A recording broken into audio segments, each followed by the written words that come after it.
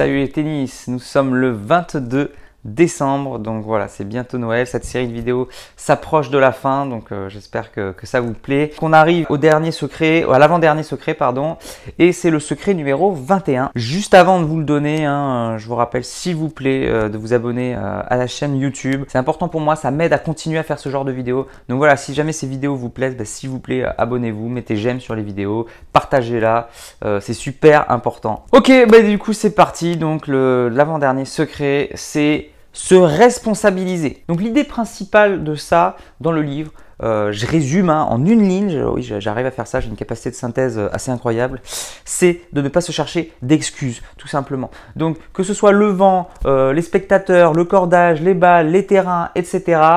Il faut arrêter de chercher les excuses ailleurs et de dire non mais ce n'est pas ma faute, c'est la faute d'un événement extérieur. Alors oui, effectivement, je suis d'accord avec vous, les événements extérieurs ont une influence sur le match, il ne faut pas le nier non plus. Il y a des gens qui ont du mal avec le vent, il y a des gens qui préfèrent des surfaces par rapport à d'autres. Il y a toujours une petite part, effectivement, qui est plus ou moins importante de l'environnement. Mais l'important, c'est pas de savoir si ça nous perturbe vraiment ou pas, c'est de se donner à fond et de ne pas chercher d'excuses à cause de ça. Moi, c'est ce que je dis à tous mes jeunes joueurs, à tous ceux qui sont en initiation, pas ceux qui sont en compétition, mais ceux qui sont en initiation. Dès le début, je leur apprends.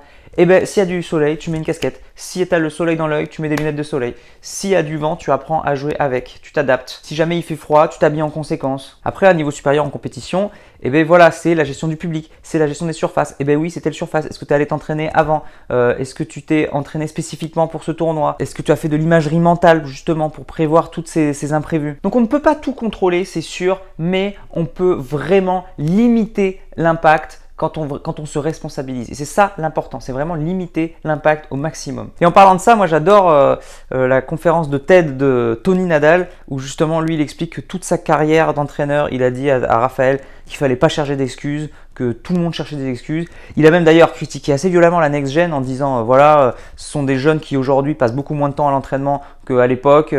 Avec Rafa, nous on s'entraînait tout le temps. Donc il les a un peu cassés en disant que voilà, ils cherchaient facilement des excuses, ils s'entraînaient un peu moins. Après, chacun est libre de juger, mais en tout cas, voilà, sur le fond, son discours est quand même en cohérence avec ce secret-là, que le joueur de haut niveau ne cherche pas d'excuses, et ça devrait être le cas pour tous les joueurs. Et ça aussi, c'est un classique sur les terrains. À chaque fois, j'entends « Ah ouais, mais là, je pouvais pas parce que, je ne pouvais pas parce que… » Et cette notion de responsabilité, moi, je m'en suis rendu compte hyper jeune. C'est quand j'ai passé le monitorat de tennis là pour être DE.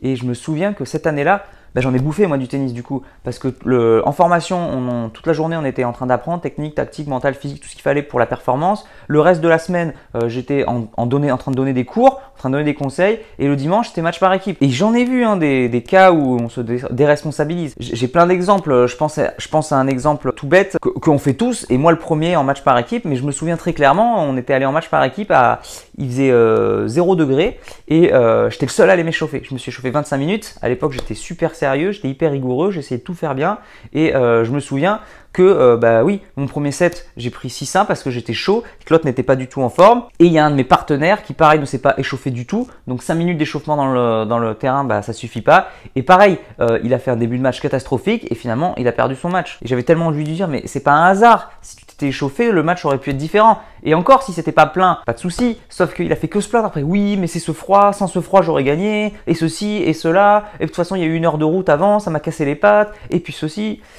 Et oui, d'accord, mais bon, à un moment donné, on peut aussi agir là-dessus. Et pour moi, cette notion de responsabilité est une de mes valeurs fondamentales, donc les plus importantes. Chacun doit être responsable de sa vie. Il n'y a pas d'excuses. C'est pas la faute des autres, c'est pas la faute de la société. Non, c'est chacun qui est capable. Alors, ok, il y a un environnement des fois qui est supérieur et qui nous bouffe, mais il faut être capable d'aller au-delà et de chercher en tout cas à s'en sortir. Donc après, petite parenthèse très rapide, le fait de chercher des excuses est très fréquent. Il y a aussi le syndrome inverse, c'est toujours la notion d'extrême. L'idéal c'est de se trouver en équilibre, là on parle d'un extrême. Mais il y a aussi l'autre extrême, je trouve en prépa mentale, je trouve des gens aussi qui se sentent responsables de tout.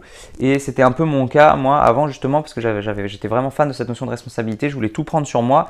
Et justement, avec ces gens-là, il faut travailler sur, oui, mais ça ne dépend pas que de toi. Parce que des fois, les gens disent, ah mais moi je suis nul et tout. Alors que des fois, oui, ça peut arriver aussi que le hasard décide.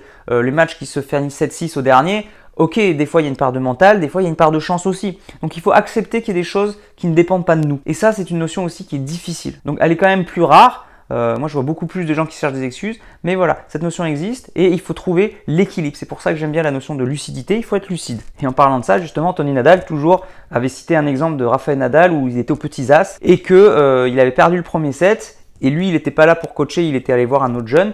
Et il y a un des gars de son staff qui vient lui dire et qui dit oui, écoute, Rafa, il a perdu le premier set, mais en fait, il joue avec un cordage cassé et je crois qu'il s'en est pas rendu compte, ce serait bien que tu ailles le voir. Du coup, Tony Nadal va le voir au changement de set et il lui dit discrètement, au fait, fais gaffe, tu te rends compte que ton cordage est cassé. Rafael Nadal ne s'en était pas rendu compte. Donc il change de raquette. Finalement, il perd le deuxième set quand même, 7-5, mais c'était beaucoup plus accroché. Donc il perd 6-0, 7-5 ou 6-1, 7-5, je sais plus.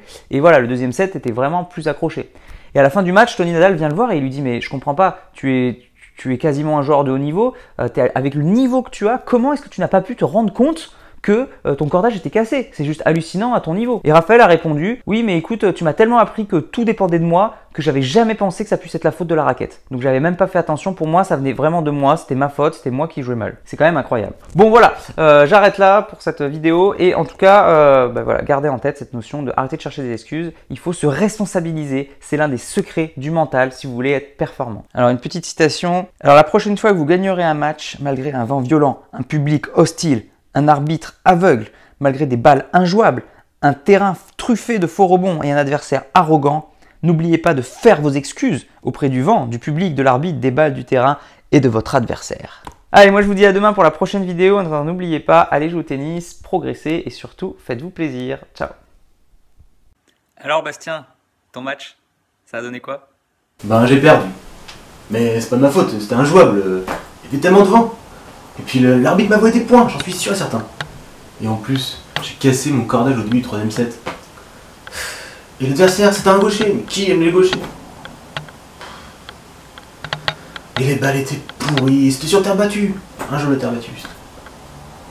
J'ai pas eu de chance, sinon j'aurais gagné, c'est sûr. Je suis dégoûté.